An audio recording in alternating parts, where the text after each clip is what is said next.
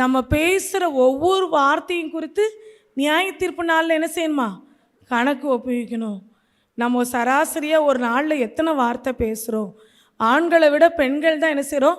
நிறையா வார்த்தைகளை பேசுகிறோமா? ஒரு நாளைக்கு பெண்கள் பேசுகிற வார்த்தையை கணக்கிட்டு சொல்கிறாங்க 32,000 வேர்ட்ஸ் நம்ம என்ன செய்கிறோமா? பேசுகிறோமா? யோசிச்சு பாருங்க. நம்ம பேசுகிற ஒவ்வொரு வார்த்தைக்கும் நம்ம என்ன செய்யணுமா? ஆண்டவருக்கு கணக்கு ஒப்புவிக்கணுமா? நம்ம காலையில் என்ன பேசணும், கொஞ்ச நேரத்துக்கு முன்னாடி என்ன பேசணும் அப்படிங்கிறத நம்ம என்ன செஞ்சிடறோம்? மறந்து போயிடும்.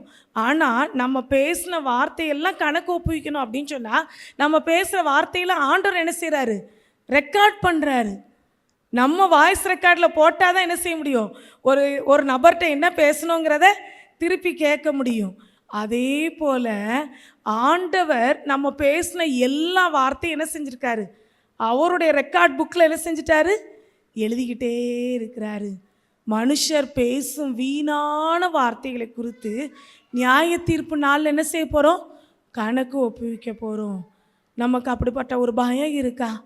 ஒருவேளை அந்த பயம் இருந்துச்சு அப்படின்னு சொன்னால் நிச்சயமாக நம்ம வாயிலேருந்து புறப்படுகிற வார்த்தையை ரொம்ப கவனமாக தான் என்ன செய்வோம்? பேசுவோம். மற்றவங்கள ஹர்ட் பண்ணுற மாதிரி நம்ம பேசவே மாட்டோம். அவங்கள நம்ம பேசுகிற ஒவ்வொரு வார்த்தையும் அவங்களுக்கு ஆறுதல் அளிக்கிற ஒரு வார்த்தையாக, அவங்கள ஊன்ற கட்டுகிற ஒரு வார்த்தையாக இருக்குங்கிறதுல எந்த சந்தேகம் இல்லை.